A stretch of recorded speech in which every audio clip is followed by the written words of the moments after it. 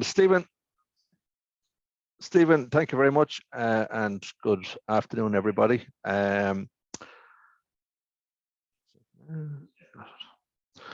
Okay, so Stephen said my name is Keith Scully. I work for Grant Engineering here, based in Burr in County Offaly. I 16 years or so with Grant Engineering.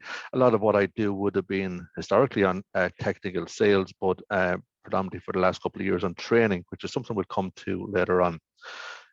The topics we're going to cover today will include the Grant-Arona air source heat pumps, our underfloor heating, our aluminium radiators or hot water cylinders. We'll give you a look at the heating controls range that we have. The support mechanisms available to homeowners. If you buy a toaster in Tesco's, you'll get an installation manual. So it's very important that if you get a brand new heat pump system, that you're able to operate it. And if you have any little questions, that you have the ability to get these answered.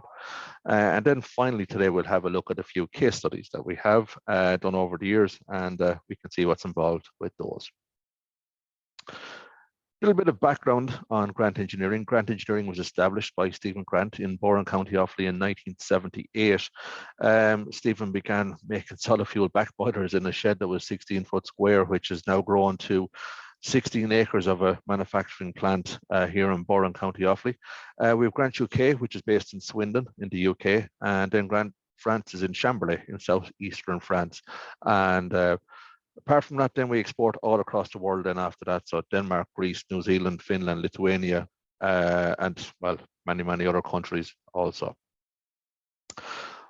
One of the things that we do with Grant Engineering on the heat pump side is we would do the full heat loss calculation. So we would look for all the plans. If you email them through to us, we'll do the heat loss calculations and design your heating system. So you'll be able to see all the radiators, underfloor heating, the size of the heat pump, the size of the cylinder, all the controls, and all the bits and pieces that go along with it. The details for this are at the end of the presentation. Grant will be the largest boiler manufacturer on the oil side in Ireland and the UK. About 60–70% of the UK market and the Irish market would be Grant. We also manufacture wood pellet boilers here. We have the world's first condensing wood pellet boiler here that we make here in Burr and Offaly. We do flat panel solar panels for hot water. And that building you can see in the bottom left-hand corner is our new training and innovation centre, which we opened in 2020. This training centre is world-class facilities, to be fair. Tiered auditorium, canteen, practical workshop areas, air conditioning, all that. And the people who take advantage of this would generally be plumbing and heating installers, electricians, merchant sales, energy assessors, architects, engineers, lecturers, and pretty much any professionals within the heating and construction industry. We've been selling heat pumps in GB since 2010 and 2016 since the demand and simply the regulations required them. We're over 45 years in the heating industry, so we get a lot of the support from people over the years who we would have dealt with, and pretty much most installers would be very much familiar with us, apart from householders also. One of the strengths which we're known for afterwards also is the availability of spares. So boilers that we've sold in the 80s, we still have parts and components for them. So this is what you're here for today. We're going to run through the Grant renewable heating options. So the Grant-Arona 3 air source heat pump, it's our third heat pump. The current one is our 32 inverter driven, and obviously the Arona 4 is coming through R&D at the moment. It'll be out in the next couple of years. We're going to look at the Grant Uflex underfloor heating system, the Grant Afinia aluminium radiators, the Grant Wave hot water storage cylinders, and the Grant heating controls. Other options that we're not going to go through today, but are there also, is the Grant Sahara solar thermal panels, the Grant Spira condensing wood pellet boiler, and the Grant Vortex boilers on HVO biofuel. What is a heat pump? We've heard the analogy used over the years that a heat pump works like a fridge in reverse, which isn't correct. It works the very same as a fridge. What a heat pump does is it takes the heat from outside, in the case of an air source heat pump. The fan will turn and it will take the heat from the air. That heat then will pass into a compressor. And the compressor, in a similar fashion to a bicycle pump, if you compress a gas, you will raise its temperature. And that, in essence, is the main working part of every heat pump that's on the market. There's a huge commonality of parts within most heat pumps out there today. They all operate, as you can see on the screen, with something called a vapor compression cycle. We're not going to bore you to death with that today. So you have a warm gas going into the compressor and a hot gas then next going into what is in essence a heat exchanger. And you have your two heating pipes then that circulate this heat into your house. That is in essence how a heat pump operates. An air conditioning unit will work in a similar fashion. Your fridge operates in a similar fashion in that it takes the heat from inside and it dumps it out through a grill at the back of the fridge. The heat pump will take the heat from the air and puts it into a heat exchanger. A building must have excellent insulation and the ability to retain the heat generated. This is why if you build a new house nowadays that your heat source is only generally single digits in terms of its heat output. Older homes will need a considerable upgrade for any heat pump to work efficiently. This is done. This can be done through the SEI grant schemes that are available, and we'll do a little bit on those later on. What's important to remember though is that a heat pump isn't a boiler. So it's important to remember this when it comes to using it efficiently. You should never turn a heat pump off. So if you wish to reduce the temperature or your electrical consumption, you should turn the room stats down. Don't turn the heat pump off because it is more expensive to have a full system reheat if the unit is off rather than just running at the lower temperatures. So this is something that's very important. It's something that we cover when we commission all the heat pumps that we install that we sell also. So grant of a range of 4 air-to-water air source heat pumps, a 6 kilowatt, a 10, a 13, and a 17. The size of unit that you need will be calculated by us at no charge for you. They are all what's called inverter driven. Practically most of the heat pumps in the market today are inverter driven. It's comparable to a gas boiler in that how it modulates down. So if you had a 2-story house, for example, with a 10 kilowatt heat pump, and the upstairs circuit shut off, the heat pump would reduce its output down to maybe 5 kilowatts. This is the inverter. So this is an efficiency benefit. There's some other items there. The circulating pump is built in, inbuilt weather compensation, also an efficiency benefit. An ERP rating of A+++, which kind of gives you the indication that this heat pump is amongst the most efficient on the European market. Very low noise levels for which been awarded a Quiet Mark. A major benefit to installing a Grant heat pump is the fact that we commission every Arona heat pump that we sell included in the cost. This pretty much ensures 3 items. First of all, that the heat pump is set up correctly. The heat pump is then set to match your home. So if you had all underfloor heating, for example, it would be one particular set of parameters. If you had underfloor and the ground floor with radiators upstairs, it would be another set of parameters. And if, for example, you had steel radiators, then it would be another set of parameters. So this ensures efficiency. And thirdly, the benefit of us commissioning the system is that we can explain to the householder how to efficiently operate their system. Can you have a heat pump with the windows open? You can have a heat pump, you can open the windows, but you just turn the thermostat down. It's like having the car driving along with air conditioning. You don't have the air conditioning on and your windows open if you're driving along. So something similar to that. One of the major things that we do here in Grant Engineering is training, which I'll come to briefly later on. But your installer who fits your Grant heat pump can service the unit following training here, which means that it just ties the whole process together. Your installer can service it and maintain it. It makes a massive difference afterwards that you have the contact of the same guy who's been there from the start and they know your system. We'll have a look at some of the different options, beginning with Grant Uflex underfloor heating. One of the basic principles with a heat pump system, and this is a generic statement, is that the lower the temperature that you require for your heating system, the more efficient the heat pump will be. And the underfloor heating systems require the lowest temperature. So if you have a heat pump working with underfloor heating, that is the most efficient combination that you can have. That's just in the top left-hand corner is a schematic of what we call a line drawing. It's the layout of which your installer will fit your underfloor heating pipework. You can see an image in the top right-hand corner. This is what it would look like before the concrete or the liquid screed will go on top of that. Then you have your manifold and your controls and your different types of pipe. This is a typical just 4-bedroom house, 2-story house. So you can see the layouts of the pipework. Few little questions on this that we get asked here in our technical department is, I noticed on the line drawings that there is no pipework underneath the kitchen units. Why is that? The reason for this is if you put pipework under the kitchen unit, any food that's in there will spoil and go off. You don't have pipework underneath a toilet bowl because obviously then when the pan has been fixed to the ground, there's a risk of hitting the pipe. One little query, if you look at the bathroom, upstairs, you'll notice that there's no underfloor heating pipework underneath the shower tray. And this should always be done so.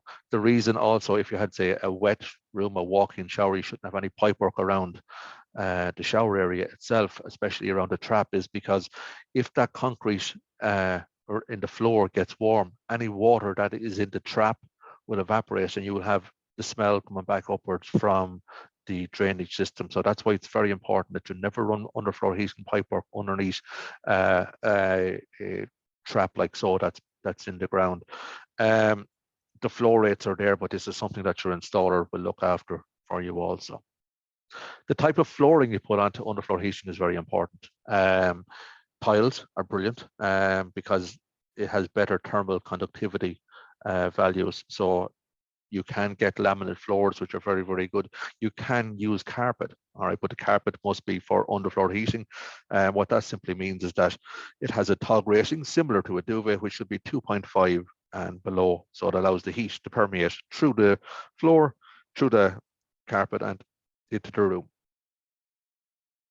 Aluminium radiators are very common on new build houses now, as well as retrofit onto existing houses, because they look very modern and sleek. The output from an aluminium radiator is considerably higher than that of a steel radiator because simply aluminium is a better conductor. So we have lots of different variations of heights and sizes. Again, when the plans for your new house would come to us, we would do the calculations of the size of the radiators that you need, and then we can do the designer sign off at the end. The radiators, as I mentioned, 5 different heights and up to 20 different sections in length. You can use them on both high and low temperature systems. Operate them at high pressures, 15-year warranty, and they come in just as a standard white finish. One of the things that we do is also we make the brackets that goes onto these, because sometimes the bracketing system with some aluminium radiators is not very secure. So luckily cutting and bending steel is something we're very good at here in Grant Engineering. The hot water storage, these are your different options. I suppose on the left-hand side, you have just a standard plain hot water cylinder. In the center, we have probably the most common option that we sell, which I'll come to in a couple of seconds, called a pre-plumbed cylinder. And on the right-hand side, we have an integrated, or what we call an A-wave cylinder. So when the plans come to us, we will then figure out which hot water cylinder will suit you or your application best. As I mentioned, on the right hand side we have the pre-plumbed, on the left hand side we have the integrated unit, which is we call an A-wave, in essence a hot press in a box, really, I suppose. So that commonly would be sited in the utility room. You if there's an airing cupboard, there's only maybe going to be a few pipes and bits and pieces there, but this is your hot water source. All these units come pre-wired and pre-plumbed to make the installation process hassle-free, as well as being very compact and versatile. One of the most expensive things on a building project nowadays is labor, so this can ensure a speedy installation for both the electrician and the plumber, and all the components that's needed are fitted on the unit. For example, these units come ready for 2 heating zones and hot water, with the option of adding up to 2 more heating zones if required. The heating control valves that we use are just standard 2-port valves that most plumbers would have in their van, and their supplier would have on the shelves, as opposed to, for example, the likes of a 3-port valve, which can be difficult to source. So straightforward components that are easy to get afterwards. All the system controls are simple to operate, and access is easy then afterwards for maintenance. You get a very sorry, I skipped the second last line there. You get a very fast reheat time also due to the large solid stainless steel internal coil, which gives you high hot water flow rates, as I said, and a very quick recovery time. Heating controls. So your heating control options, you can see it depends really on the client. So we have a number of different options. You have full-time temperature control, or you can have just basic up and down room stats. They're slim and stylish in design. We have the option of a web or an app enabled control when paired with the Neo Hub, and then just standard 230-volt controls, which are simple to install and to set up. One of the most important things to be aware of, I mentioned this previously, is when it comes to controlling a heat pump, is that it's generally not done with the likes of a time clock as we historically would have used with our boiler systems, oil or gas or wood pellet. With a heat pump system, you pretty much set the room stats and leave them alone. You don't want to be turning the temperatures up and down frequently, because the benefit of a heat pump is that if you have the temperature set, for example, to 18 degrees in a room, if it drops to 17 degrees, the heat pump will come on, top the temperature back up, and then just knock off. So that's how the system operates efficiently. I mentioned this earlier on. If you turn the heat pump off, for example, today is cold, all right? If the heat pump itself was turned off and at the weekend it got particularly cold, so on Friday you decide to turn the heat pump on, the heating load, the house will have cooled so much it would have a very high heat load, and it would be potentially struggle with such a high heat load in cold conditions to get up the temperature from a low base. So, but if it's maintaining a constant temperature within the house, even at a low level, it's a very much lesser slope it has to climb. So with room stats, you pretty much set them and leave them alone. One of the things for which Grant have a reputation over 45 years is excellent support and after sales service. As well as training hundreds of installers and merchants annually, this year we'll probably have about 13, 14, 1,500 installers pass through our training academy. We have our dedicated technical support department, which are in hand for any issues or questions you have at any stage. Our numbers and our details are on everything. We have obviously a new website that we've launched as well as all the usual social media platforms like Facebook, Twitter, LinkedIn, and Instagram. So we're easily contactable, and most importantly, we come back to you very, very quickly. What is very, very common and very popular in recent times is our YouTube channel. So if you put YouTube, put Grant Engineering in there, you'll be able to see the range that we have in our library. And it goes from some stuff that's pretty much aimed at your installers, but also some nice little videos there for householders, so as they can have an explanation of the room stats, of their cylinder stats, of the display pad, the importance of having the heat pump serviced, how quiet is the heat pump, all the little silly questions that people may have. Click on the YouTube channel, you can see everything that's there. And again, same as earlier on, if you have any questions or queries, just give us a buzz, bounce us an email, and we'll come back to you as quick as we can.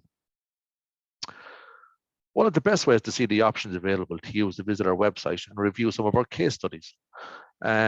You go to www.grant.eu/case studies. You can see a number of different examples. We have new build homes with heat pumps, underfloor heating, aluminium rads, cylinders and controls, etc. We have some examples there of existing homes that were retrofitted and upgraded using a heat pump.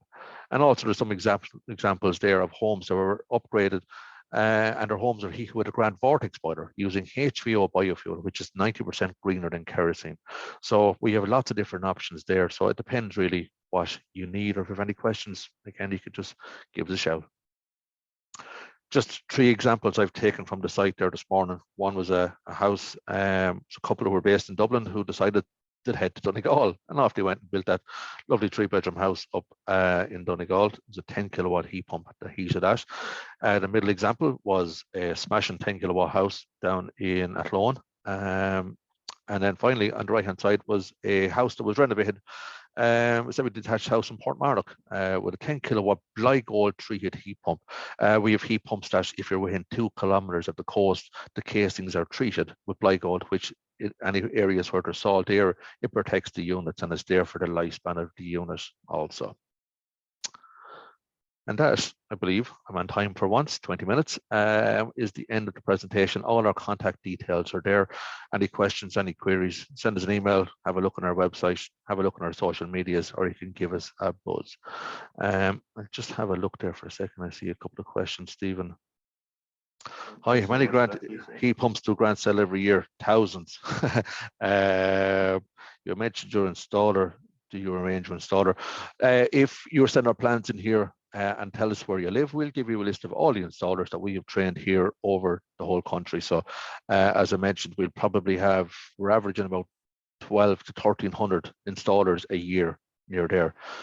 So yeah, just bounce us an email, tell us where you are, and we'll give you a list of who we have. I live near the sea. I have seen external units rusting with salt in the air. As I said, pretty much on the second last slide, we have heat pumps that are treated with Blygold. So once once the heat pump goes in, you know what I mean, I've seen heat pumps that are treated with Blygold. It's a marine application. It's done during the manufacturing process. It's there pretty much for the lifespan of the heat pump. So I think that's it, everybody. Yeah, look, if you have any further questions, I said, you know where you are, or you know where we are, give us a buzz and we'd be more than happy to help you out. Thanks very much, Keith, for that. It was brilliant and informative as always. And thanks everyone for joining us today. The link to the recording and the slides will be sent out after this as well. So we have one more question here that just came in. It's like, what's the max distance from internal to external unit? As short as possible. The circulating pumps we have in our heat pumps are very, very powerful. So for example, a little 6 kilowatt heat pump would have a circulating pump that's the equivalent of a 10.5 meter head circulating pump. So it's very powerful. What's very important in that scenario is that the pipework is well insulated to reduce heat loss. And very importantly, and this is something that a huge amount of installers don't know, unfortunately, until they come to us, is that the pipe sizing is of vital importance. They're not piping a boiler, so they need to go a size up, but we go through that in big detail when they come down. So if you have an installer and he's fitting a grand heat pump, he should have been here. If he hasn't, get him in contact and we'll get him down. Perfect. Okay, so we'll leave it there. Special thanks again to Keith for the wonderful presentation today, and thanks to everyone that joined. And tomorrow we'll have April McHale from Daikin, and she'll be going through the similar products and control strategies that Daikin provides. So thanks all again and have a good day. Thanks very much.